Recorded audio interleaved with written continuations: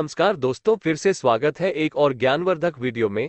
इस वीडियो में हम महाभारत कब, कहां, क्यों और कैसे हुई थी जानेंगे। वीडियो में आगे बढ़ने से पहले अगर चैनल पर नए हो तो चैनल को सब्सक्राइब करके बेल आइकॉन दबा दो ताकि आने वाली हर एक वीडियो का नोटिफिकेशन मिल सके और एक भी वीडियो मिस ना हो। चलिए वीडियो को आगे बढ़ाते हैं। महाभारत को महाकाव्य रूप में लिखा गया भारत का ऐतिहासिक और दार्शनिक ग्रंथ माना जाता है। यह विश्व का सबसे बड़ा महाकाव्य ग्रंथ है। इसमें लगभग 1 लाख श्लोक हैं, जो इलियड और ओडिसी से 7 गुना ज्यादा माना जाता है। महाभारत का एक छोटा सा हिस्सा मात्र है गीता। महाभारत में वेदों और अन्य हिंदू ग्रंथों का सार निहित है।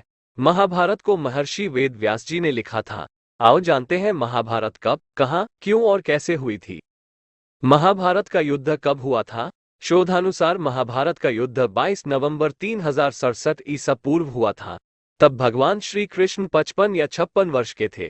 हालांकि कुछ विद्वान मानते हैं कि उनकी उम्र 83 वर्ष की थी। महाभारत युद्ध के 36 वर्ष बाद उन्होंने देह त्याग दी थी। इसका मतलब 119 वर्ष की आयु में उन्होंने देह त्याग किया था। आर्यभट्ट के अनुसार महाभारत युद्ध 3137 ईपू में हुआ। पुराणों के अनुसार श्री कृष्ण की आयु 125 वर्ष बताई गई है, जबकि ज्योतिषियों के मतानुसार उनकी आयु 110 वर्ष थी। ज्योतिषियों अनुसार कलियुग के आरंभ होने से 6 माह पूर्व मार्गशीर्ष शुक्ल 14 को महाभारत का युद्ध का आरंभ हुआ था, जो 18 दिनों तक चला था। कलियुग का आरंभ श्री कृष्ण के निधन के 35 वर्ष पश्चात हुआ। महाभारत ग्रंथ की रचना कब हुई थी? विद्वानों का मानना है कि महाभारत में वर्णित सूर्य और चंद्र ग्रहण के अध्ययन से पता चलता है कि इसकी रचना 31वीं सदी ईसा पूर्व हुई थी, जबकि आमतौर वर्तमान के शोधकर्ता अनुसार इसका रचनाकाल 1400 ईसा पूर्व का माना जाता है। ताजा शोधानुसार ब्रिटेन में कार्यरत न्यूक्लियर मेडिसिन के फिजिशियन डॉक्टर मनीष पंडित ने महाभारत में वर्णित 150 खगोलीय घटनाओं के संदर्भ में कहा कि महाभारत का युद्ध 22 नवंबर 3067 ईसा पूर्व को हुआ था। उस वक्त भगवान कृष्ण 55 या 56 वर्ष के थे। इसके कुछ माह बाद ही महाभारत की रचना हुई मानी जाती है। शोधकर्ताओं के अनुसार वेद व्यास की महाभारत को 3 चरणों में लिखी गया था। पहले चरण में 8800 श्लोक, दूसरे चरण में 24,000 और तीसरे चरण में 1 लाख श्लोक लिखे गए। वेद व्यास की महाभारत के अलावा Bhandarkar oriental research institute, Pune की संस्कृत महाभारत सबसे प्रामाणिक मानी जाती है। अंग्रेजी में संपूर्ण महाभारत 2 बार अनुदित की गई थी।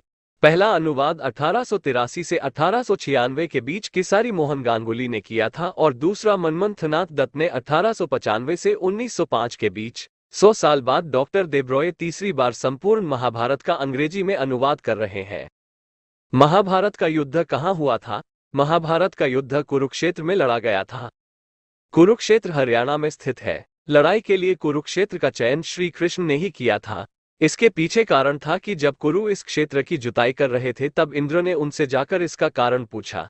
कुरु ने कहा कि जो भी व्यक्ति इस स्थान पर मारा जाए वो पुण्य लोक में जाए, ऐसी मेरी इच्छा है। इंद्र उनकी बात को हंसी में उड़ाते हुए स्वर्गलोक चले गए, लेकिन बाद में उन्हें ये समझ में आ गया। ये बात भीष्म, कृष्ण आदि सभी जानते थे, इसलिए महाभारत का युद्ध कुरुक्षेत्र में लड़ा गया। महाभारत के वन पर्व के अनुसार कुरुक्षेत्र में आकर सभी लोग पाप मुक्त हो जाते हैं और जो ऐसा कहता है कि मैं कुरुक्षेत्र जाऊंगा और वहीं निवास करूंगा, यहाँ तक कि यहाँ की उड़ी हुई धूल के कण पापी को परम पद देते हैं। नारद पुराण में आया है कि ग्रहों, नक्षत्रों एवं तारागणों को कालगति से आकाश से नीचे गिर पड़ने का भय है, किंतु वे जो कुरुक्षेत्र में मरते हैं पुनः पृथ्वी पर नहीं गिरते, अर्थात वे पुनः जन्म नहीं लेते। भगवद गीता के प्रथम श्लोक में कुरुक्षेत्र को धर्मक्षेत्र कहा गया है। क्यों हुआ था महाभारत का ये युद्ध? कुरुक्षेत्र में कौरवों और पांडवों के मध्य कुरु साम्राज्य के सिंहासन की प्राप्ति के लिए युद्ध लड़ा गया था। हालांकि युद्ध लड़े जाने के और भी कई कारण थे। कहते हैं कि यदि कौरव पांडवों को 5 गांव दे देते तो युद्ध नहीं होता। दूसरा कारण ये कि यदि कौरव और पांडव जुआ नहीं खेलते तो युद्ध नहीं होता। चलो यदि खेल भी लिया था तो द्रौपदी को दांव पर नहीं लगाते तो भी युद्ध टल जाता। तीसरा कारण ये कि यदि द्रौपदी दुर्योधन को अंधे का पुत्र अंधा नहीं कहती तो उसका चिरहरण नहीं होता और ना ही युद्ध होता। कैसे हुआ था महाभारत का युद्ध? महाभारत के युद्ध में रथ, घोड़े, हाथी, ऊंट के अलावा कहते हैं कि वायुयान का भी उपयोग किया गया था। अस्त्र और शस्त्र दोनों ही अलग अलग प्रकार के घातक हथियार थे। अस्त्र उसे कहते थे जो किसी मंत्र या किसी यंत्र द्वारा संचालित होते थे और शस्त्र उसे कहते थे जो हाथों से चलाए जाते थे। अस्त्रों को मंत्रों द्वारा दूरी से फेंकते थे, जैसे पाशुपतास्त्र, ब्रह्मास्त्र, गरुड़ास्त्र आदि। उक्त सभी को दिव्यास्त्र कहते थे। शस्त्रों को हाथ से भी चलाया जाता था। शस्त्र दो प्रकार के होते थे, यंत्र शस्त्र और हस्त शस्त्र।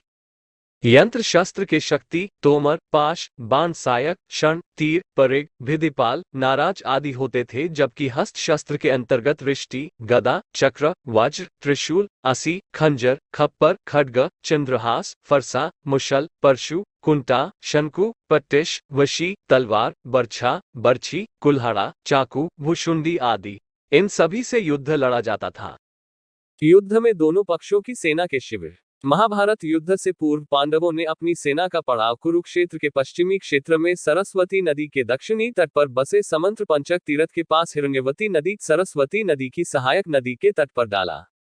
कौरवों ने कुरुक्षेत्र के पूर्वी भाग में वहां से कुछ योजन की दूरी पर एक समतल मैदान में अपना पड़ाव डाला। दोनों ओर के शिविरों में सैनिकों के भोजन और घायलों के इलाज की उत्तम व्यवस्था थी। हाथी, घोड़े और रथों की अलग व्यवस्था थी। हजारों शिविरों में से प्रत्येक शिविर में प्रचुर मात्रा में खाद्य सामग्री, अस्त्र शस्त्र, यंत्र और कई वैद्य और शिल्पी वेतन देकर रखे गए। दोनों सेनाओं के बीच में युद्ध के लिए 5 योजन जगह छोड़ी गई थी। बता दें कि एक योजन में 8 किलोमीटर की परिधि होती है। पितामह भीष्म की सलाह पर दोनों दलों ने एकत्र होकर युद्ध के कुछ नियम बनाए। उनके बनाए हुए नियम इस प्रकार है।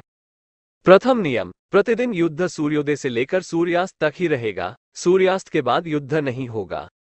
दूसरा नियम, युद्ध समाप्ति के पश्चात छल कपट छोड़कर सभी लोग प्रेम का व्यवहार करेंगे।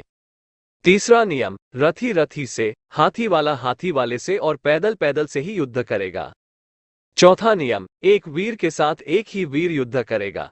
पांचवा नियम, भय से भागते हुए या शरण में आए हुए लोगों पर अस्त्र शस्त्र का प्रहार नहीं किया जाएगा। छठा नियम, जो वीर निहत्था हो जाएगा उस पर कोई अस्त्र नहीं उठाया जाएगा। सातवां नियम, युद्ध में सेवक का काम करने वालों पर कोई अस्त्र नहीं उठाएगा। महाभारत के अनुसार इस युद्ध में भारत के प्रायः सभी जनपदों सहित कुछ विदेशी राज्यों ने भी भाग लिया था। माना जाता है कि महाभारत युद्ध में एकमात्र जीवित बचा कौरव युयुत्सु था और 24,165 कौरव सैनिक लापता हो गए थे, जबकि महाभारत के युद्ध के पश्चात कौरवों की तरफ से 3 और पांडवों की तरफ से 15 यानी कुल 18 योद्धा ही जीवित बचे थे। महाभारत का ये वीडियो कैसा लगा कमेंट बॉक्स में बताइए और वीडियो को लाइक, शेयर व चैनल को सब्सक्राइब कर लीजिए। धन्यवाद दोस्तों, वीडियो पूरा देखने के लिए। मिलते हैं अगले एक और इंटरेस्टिंग वीडियो में। कमेंट बॉक्स में जय श्री कृष्णा लिखना ना भूलें।